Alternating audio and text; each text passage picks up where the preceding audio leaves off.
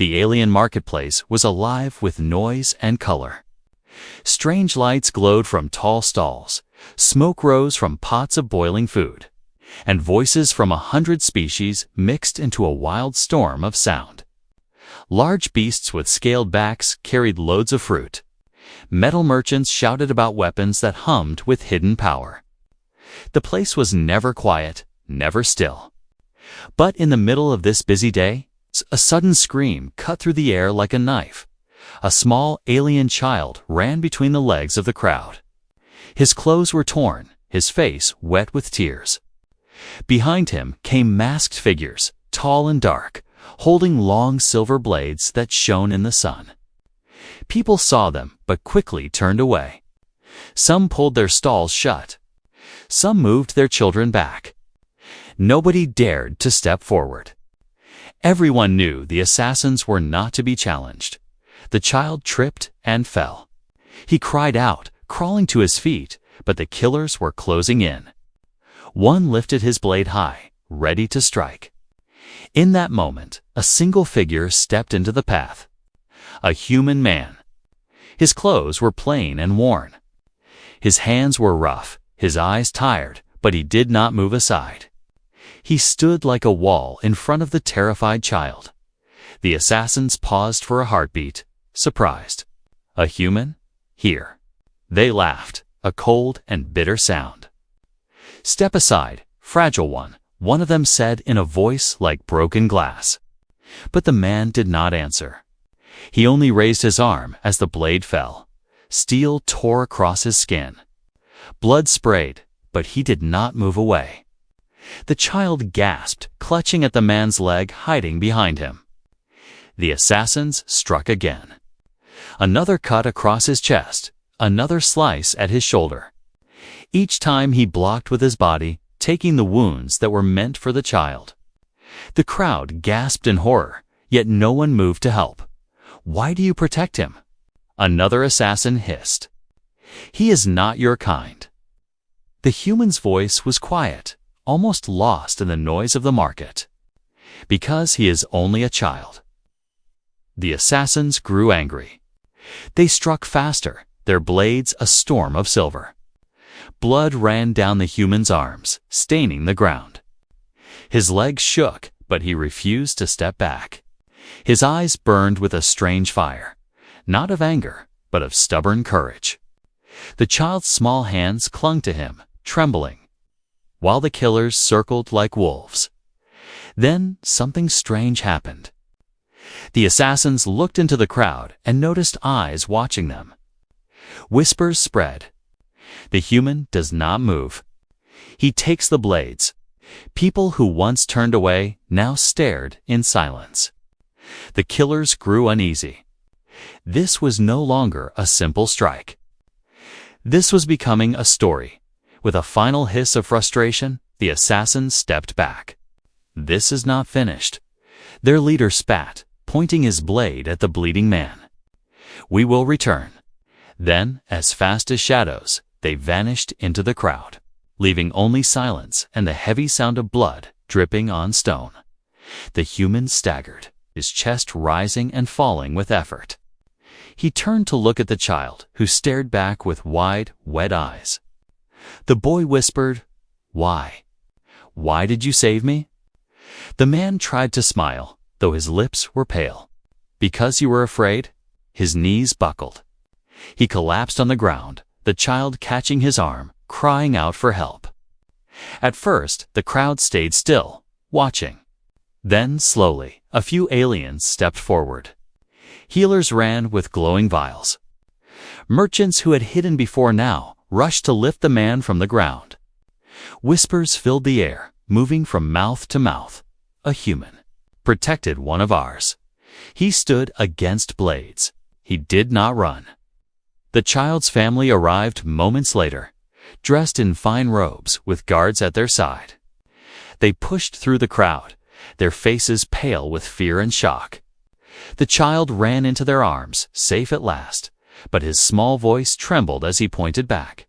"He saved me. The human saved me." The guards lifted the bleeding man onto a stretcher, carrying him away.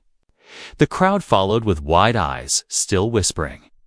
None of them had ever seen such a thing before. A fragile human taking blades for an alien child. Above the marketplace, in the high shadows of the city towers, unseen eyes watched. A voice spoke in secret, low and sharp.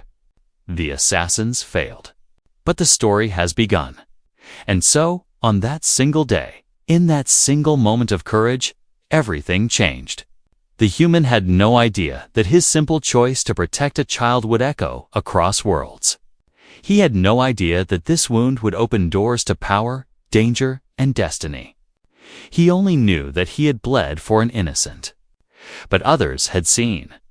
And others would not forget.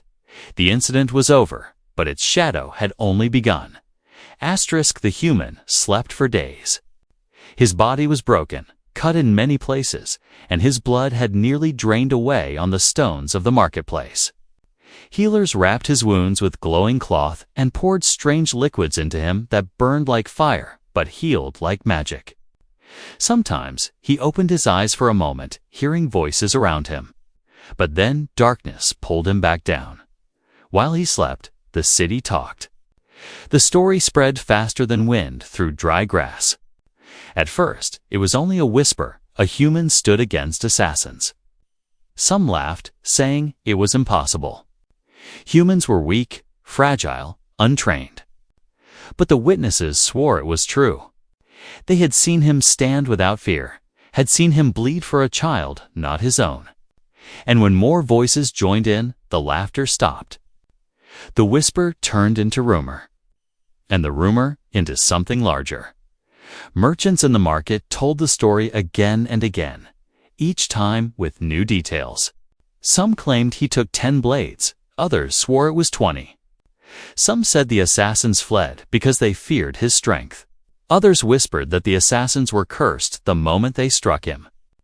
The truth was simple. He had stood and he had bled, but the city was hungry for a legend. By the end of the week, the human was no longer a man from the market.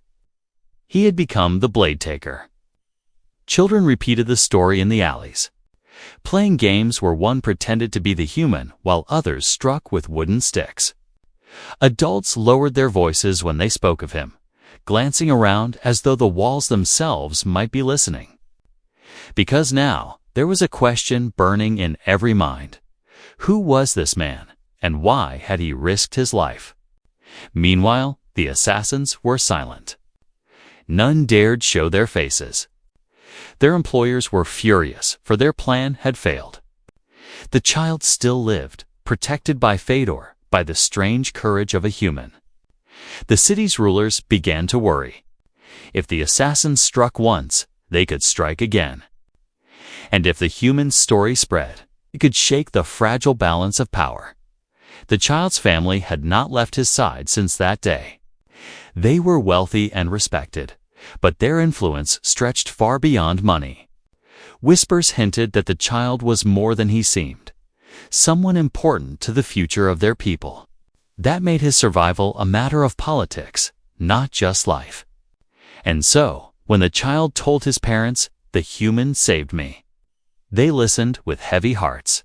Still, not everyone believed in the human's goodness. Some said he must have wanted something. Why else would he stand against assassins for a child not his own? Was he a spy, planted by enemies? Was it all part of a hidden plan? Suspicion grew like a shadow beside the tale of heroism. When the human finally opened his eyes fully, the first thing he saw was the ceiling of a strange house. The air smelled of flowers mixed with burning oil. He tried to sit up, but pain roared through his chest, and he sank back with a groan. A small voice spoke beside him. "You're awake." He turned his head. The child sat there, the same one he had protected, his eyes still wide and bright. His small hands held a bowl of fruit, though he seemed too nervous to eat. The human frowned weakly. "You should be with your family." "I am," the child said quickly. "But I wanted to see you. Nobody has ever done what you did." His voice shook, as though he still felt the fear of that day. "They would have killed me," But you stood in front of me." The man said nothing. His eyes closed again, too tired for words. But outside, the whispers grew louder. In taverns, aliens raised their cups and spoke of him. In the courts, nobles argued over what it meant. Some wanted him rewarded. Others wanted him removed.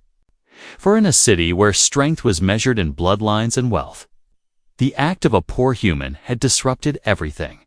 One night, as the human lay half awake, he heard two guards speaking outside his door. Their voices were low, but the walls carried the words, "They say the elite guards are coming. For him. Impossible. They only kneel before rulers. Not this time. The council wants to see him." The human's eyes opened. His heart beat harder, though his body was still weak. He did not understand. Why would guards of legend come for him? He had done nothing but protect a child. He had no wealth, no name, no power. And yet, the world outside was changing because of him. Somewhere deep inside the city, in a hall of stone and fire, the council of leaders sat in silence. Their faces were grim. One of them finally spoke. If a single human can turn blades and turn stories, then he is no longer just a man. He is a symbol. And symbols are more dangerous than swords. The decision was made. The human would be summoned. He would stand before them, and they would decide if he was hero, danger, or something far greater. And so the whispers of a hero grew into the steps of destiny. The human did not yet know it, but his life had already left the quiet path forever. The morning was quiet when the human first stepped outside again. His body was weak, his arms wrapped in clean bandages, and each movement pulled at the wounds that had not fully healed. Yet he refused to stay lying in bed any longer. He wanted to breathe the city air, even if it smelled of smoke and dust. He wanted to walk again, even if his steps were slow. The streets were busy as always. Merchants shouted prices. Travelers moved past with heavy bags, and strange creatures roared as they pulled carts of goods. But when the human appeared, something strange happened.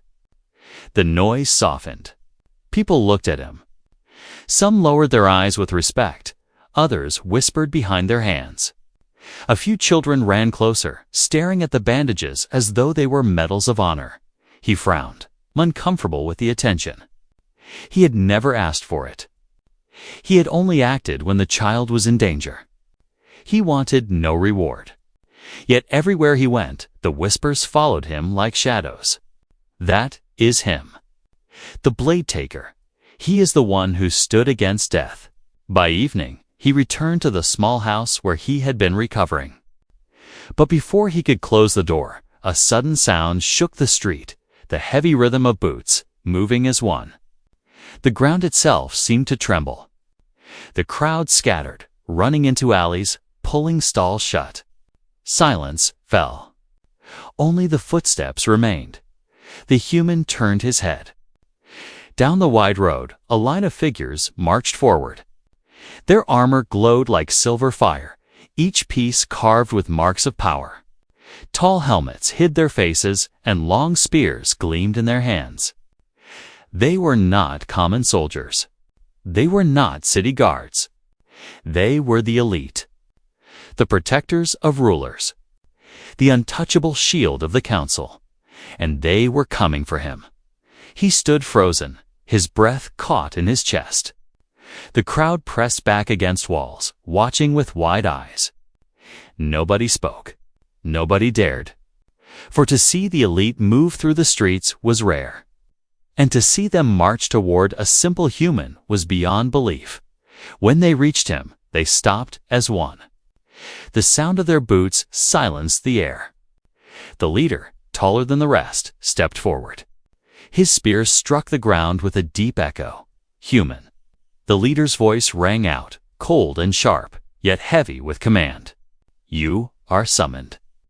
The man swallowed, his throat dry. Summoned? By who? The leader raised his head, and though his face was hidden, His voice carried the weight of law. By the council, you will come with us. Now, the human hesitated. He had no power to refuse, and yet his heart pounded. Why would the rulers want him? Was this an honor? Or was it punishment? He thought of the assassins, of the child's frightened eyes. He thought of the blood he had spilled. Maybe this was the end of it. Maybe they wanted to silence the story before it grew too large. 2 guards stepped forward, but not with weapons raised.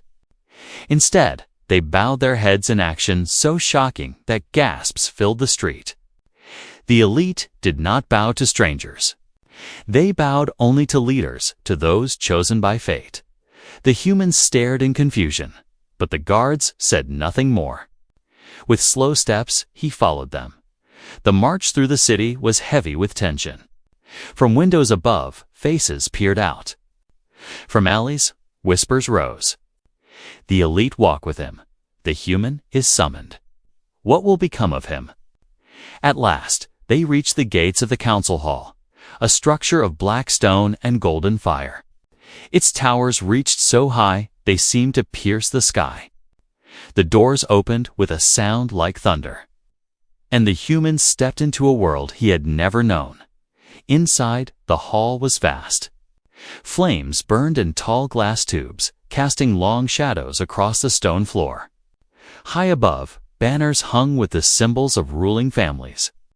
At the far end, a circle of figures sat on raised seats, their eyes glowing in the light.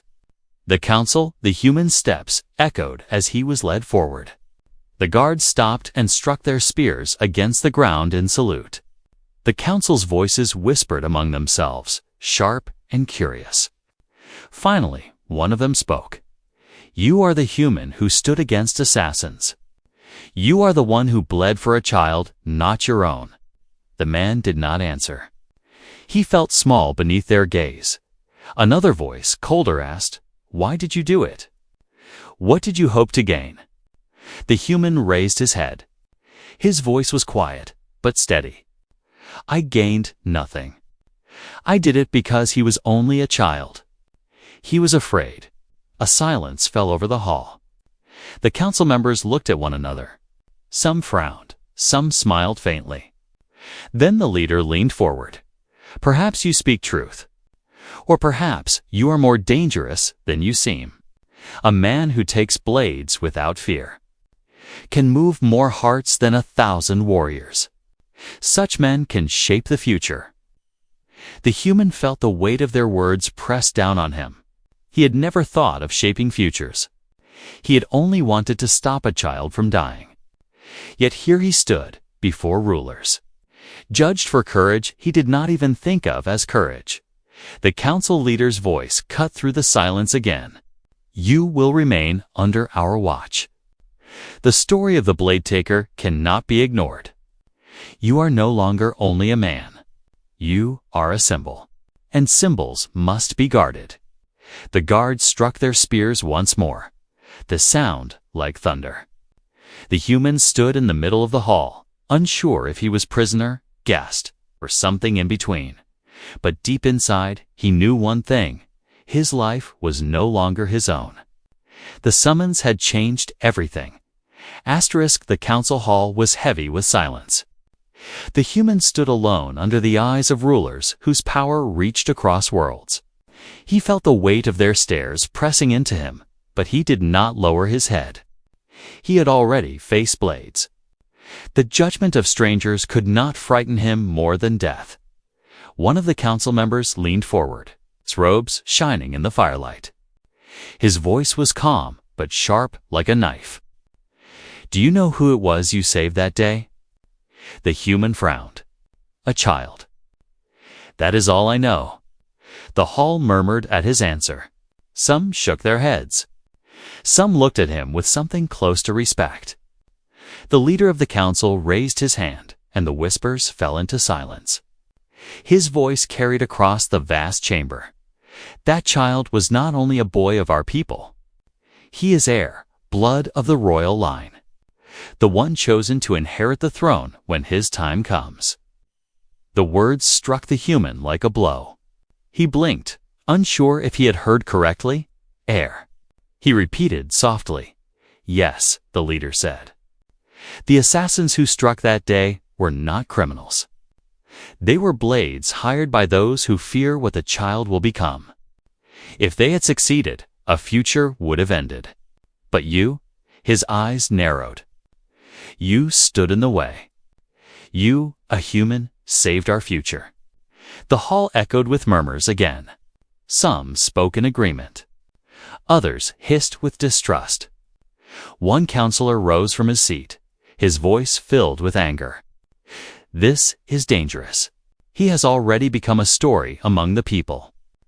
If they learn he protected the air, they will worship him as a hero. A human worshipped among us. It will shatter order. Another counselor stood, her tone calmer but firm. Or perhaps it will unite us. His act was pure. He asked for no reward, no gold, no title. He bled because a child was in danger. Tell me, who among us would have done the same without question? The argument spread through the chamber like fire. Voices clashed, some calling the human a blessing, others calling him a threat. He stood in silence, listening, feeling as though he were watching a storm form over his head. Finally, the leader raised his hand again, and the noise stopped. His gaze settled on the human. We cannot agree yet. But we will not ignore what has been done. You are tied to the child now. His safety and your life are bound together. For as long as enemies hunt him, you will not walk free of this path. The human's hands tightened at his sides. He wanted to speak, but what could he say? He had not chosen this destiny. He had only chosen to act when no one else would. That night, they brought him to a chamber deep within the council fortress. The walls were high, and guards stood at every door. Inside, he found the boy waiting for him. The child's eyes lit up when he saw the man. He ran forward, almost tripping over his robe. You came, he said with relief. The human looked down at him, still uncertain how to act. You are the heir, he said slowly. The boy nodded, a little embarrassed. I did not tell you, I did not want you to treat me different. To everyone else, I am heir. But to you, I was just a child. And that is why you saved me, isn't it? The man sighed. I saved you because you were afraid. Not because of who you are. The boy smiled faintly. That is why you are different. His small hand tugged at the man's bandaged arm. You are my friend. The word struck deeper than the human expected. He did not answer, but something in his chest shifted, heavy and strange. Later, as he lay awake in the dark room given to him, he thought of what the council had said. The boy was a future ruler, hunted by enemies who hid in shadows. And he, a simple human, was now part of this battle of power and blood. He wanted to walk away. He wanted to go back to silence, to live a life unnoticed. But he knew it was already too late. Beyond the walls, the city was alive with whispers. People spoke of the boy's survival. They spoke of the human who had stood against assassins. Some said he was chosen by fate. Others claimed he was a tool of the council. And in the far corners of the city, in smoke-filled rooms, the assassins sharpened their blades once more. The truth of the child was no longer a secret. And because of that truth, the human's life was now bound to a path of danger, honor, and choices that would shape not only the fate of the boy, but perhaps the fate of two species. For in saving the heir, the human had done more than protect a life. He had become part of history. Asterisk, the human's days inside the council fortress passed slowly. Guards stood at every door, their armor gleaming in the torchlight. Servants moved quietly, bringing him food, clothing, and medicines for his wounds. Yet, though he was treated with respect, he could feel the weight of suspicion pressing down on him. Every glance, every whisper, carried the same question. Why did he do it? The council did not trust him. Some of them believed his actions were honest, born of simple courage. But others whispered that he had planned it all, that no one risked death without reason. They wanted to know his true heart, and so they prepared a test. One morning, before the sun rose high, 2 guards entered his chamber. Their voices were calm but firm. "The council has called for you. You must come." The human followed them through long stone halls until they reached a great chamber lit by fire from tall braziers. The council sat in a circle above him, their faces hidden in shadow. The boy, the heir, was not there. This was no meeting of comfort. This was judgment. The leader spoke. "Human, you saved the heir. But we do not yet know you. We must test your loyalty." The man's eyes narrowed. "Test me." "How?"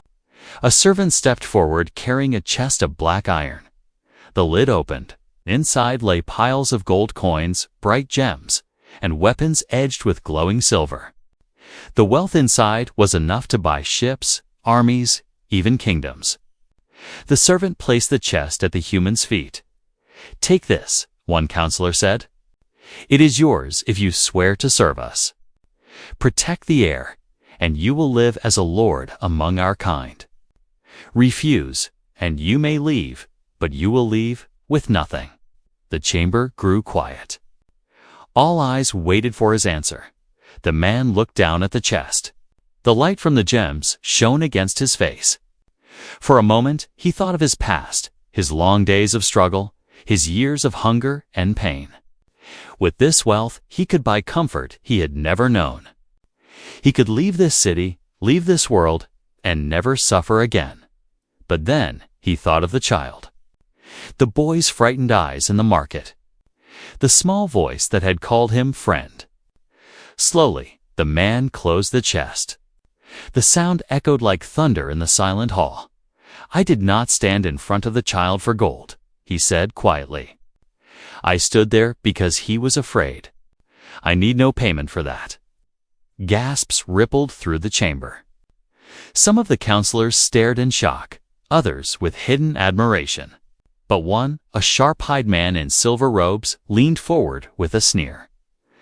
"Fine words," he said. "But words are wind. Deeds matter more. Would you still protect him if it cost you your life again?" The human met his gaze. "Yes." The counselor's sneer faltered for only a moment, then returned. He sat back, saying no more. The leader raised his hand. "So be it. The wealth is returned to the vault. You will live under our watch, not as a lord, but as a guardian of the heir. If you speak truth, you will remain by his side. If you lie, time will reveal it." The human bowed his head slightly, not from respect, but from exhaustion. The test was over. Yet deep inside, he wondered if it had only just begun. That night, as he sat alone in his chamber, the boy slipped in quietly, guards trailing behind. "They tested you, didn't they?" the child asked. The man nodded, "And you said no." The boy's eyes shone with pride. "I knew you would. They don't understand you yet, but I do. You are not here for gold. You are here because you chose me." The man sighed. "I did not choose you. I chose to do what was right." The boy smiled. "That is why you are different." But while the boy spoke with warmth, danger was already moving outside the walls. In the shadows of the city, the assassins had not given up. Their failure had angered their masters, and failure demanded blood. They sharpened their blades again, this time with new orders not only to strike at the heir, but to kill the human who had shamed them. Back in the fortress, the human felt it in his bones, the calm before a storm. The test of wealth was only the first trial. The real trial was coming, and it would not be of words, but of steel and blood. The council believed they had measured his heart. But the true measure of loyalty was waiting in the dark. carried by assassins who crept ever closer. The human did not yet know when or where the strike would fall.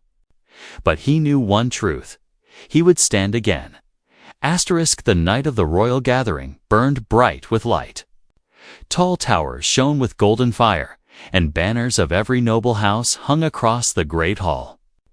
Music echoed from crystal instruments, and the air was thick with the scent of flowers and spices.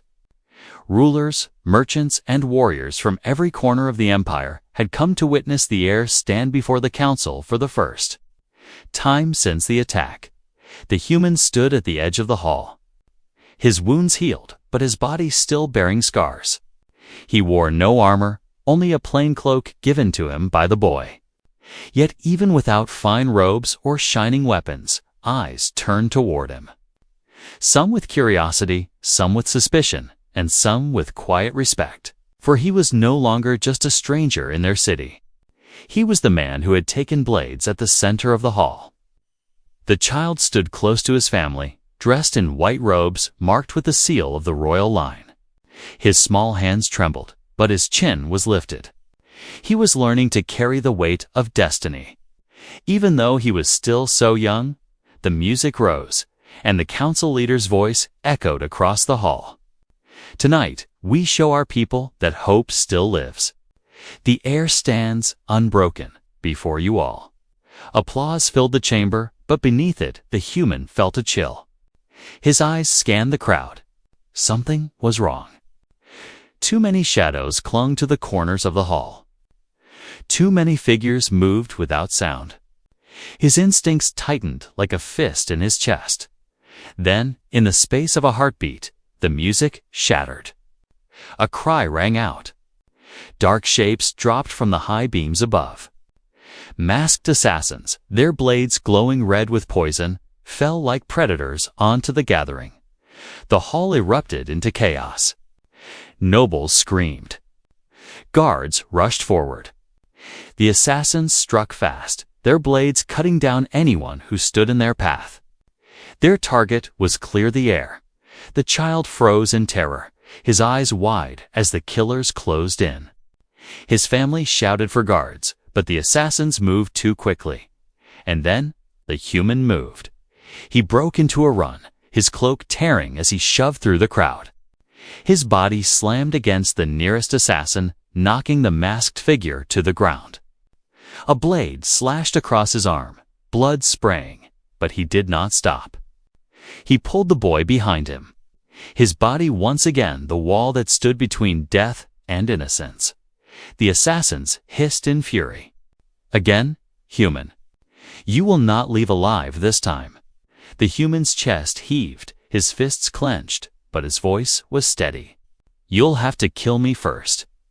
The assassins surged forward, but before their blades could fall, a thunderous sound filled the hall. Spears struck the ground as the elite guards marched in, their silver armor gleaming under the firelight. Their leader raised his weapon high. The heir will not fall. The blade taker does not stand alone. The assassins turned, surprised, as the elite formed a wall around the human and the boy. Spears clashed with poisoned blades, sparks flying through the air. The hall became a battlefield of steel and fire. The human fought with nothing but his bare hands and the weight of his body, grabbing blades, forcing them aside, taking wounds to protect the boy. The elite guards moved with deadly precision, their spears piercing, their shields deflecting strikes meant for the air. Together, human and alien fought as one, each blow and step woven into a single defense. The crowd watched in awe. The nobles who once doubted now saw with their own eyes. The human bled without hesitation, standing shoulder to shoulder with the empire's greatest warriors. His courage lit the hall brighter than the flames. One assassin leaped high, blade aimed for the child's heart. The human lunged, arms wide, ready to take the strike himself. But before it landed, a spear cut through the air, striking the killer down. The elite guard nodded once at the human. You are not alone. The assassins realized then that their plan had failed. Rage filled their cries as they fought harder, but one by one they fell beneath spear and fist. Blood stained the golden floors. At last, their leader hissed in fury. "This is not the end. The human will bring ruin upon you all." With a final clash, he vanished into smoke, escaping into the night. Silence fell heavy after the battle. The hall was wrecked, bodies lying broken, flames flickering weakly. But the boy still stood, his small hand clutching the human's cloak. His eyes shone not with fear, but with pride. The council members rose slowly, their faces pale with shock. They had doubted the human, tested him, suspected him. But now they had seen the truth with their own eyes. He had not only stood again, he had fought with their own guards. And together they had saved the air. The leader's voice was low but firm. "The blade taker is not just a man. He is a shield.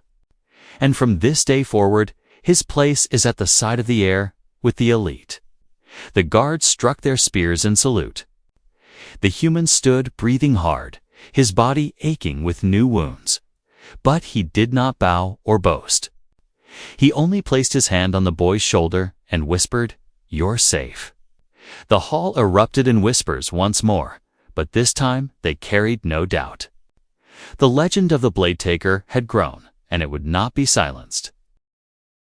The great hall still smelled of smoke and blood. Broken banners lay torn across the floor, and the glow of the torches flickered weakly against the stone walls. The nobles had fled, the servants whispered in corners. But in the center of the wreckage stood the human, his cloak soaked with blood. His arms trembled, not from fear, but from exhaustion. He had stood once more against death, and yet he was still alive. The boy clung to him tightly, refusing to let go. His small face pressed against the human's side, and his voice shook as he whispered, "I knew you would protect me again." The man looked down at him, his expression heavy. His body ached with wounds, and every breath was fire in his chest, but he managed to speak softly. "You're safe. That's all that matters." Around them, the elite guards lowered their spears. Their armor was scratched, their faces shadowed by helmets, but their eyes burned with something near respect. They had seen him stand without armor, without weapon, against killers armed with poison and steel. And though he was not one of them, though his blood was different, they knew he had fought as one of their own. The leader of the guard stepped forward, his tall spear gleaming in the fading light. He bent one knee, bowing his head before the human. "You have taken blades without fear. You have stood where even the bravest would fall. From this day, we call you brother." One by one, the guards struck their spears against the ground in salute. The sound echoed through the hall like thunder, shaking the walls, filling the air with a promise of loyalty. The council, watching from their seats, could not ignore what they saw. The leader of the council rose, his voice loud enough to silence the room. "The blade taker has proven himself. Not once, but twice, he has chosen to stand between death and the air. From this night onward, he will not be a stranger. He will stand with the elite. He will be the guardian of the air." Gasps filled the hall. A human, welcomed among the most honored of warriors. It was unthinkable. Yet here it was, unfolding before their eyes. The boy's small hand tightened around the man's cloak. His voice, though soft, carried across the silence. "He is not just a guardian. He is family." The words struck deep. For the council, it was shocking. For the guards, it was sacred. And for the human, it was heavier than any blade. He had been called many things in his life: outsider, stranger, fragile. But never family. He knelt down so he could look into the boy's eyes. "If I am family, then I will never leave your side," he said quietly. The boy smiled, tears shining in his eyes, and the hall seemed to brighten with the weight of his innocence. The decision was final. That night, the human was not given riches or titles. He was given something far greater: trust. He was placed under the banner of the elite, his name spoken in the same breath as theirs. He would march with them, fight with them, live with them. The Blade Taker had become one of the shields of the empire. But as the hall celebrated, as the whispers of legend grew louder, another sound moved unseen. High in the shadows of the city's towers, a figure cloaked in darkness watched from afar. His voice was quiet, but it cut through the night like a blade. The human grows stronger. The people love him. Even the guards bow to him. If this continues, he will not just protect the air, he will change the empire itself. Another voice answered from the dark.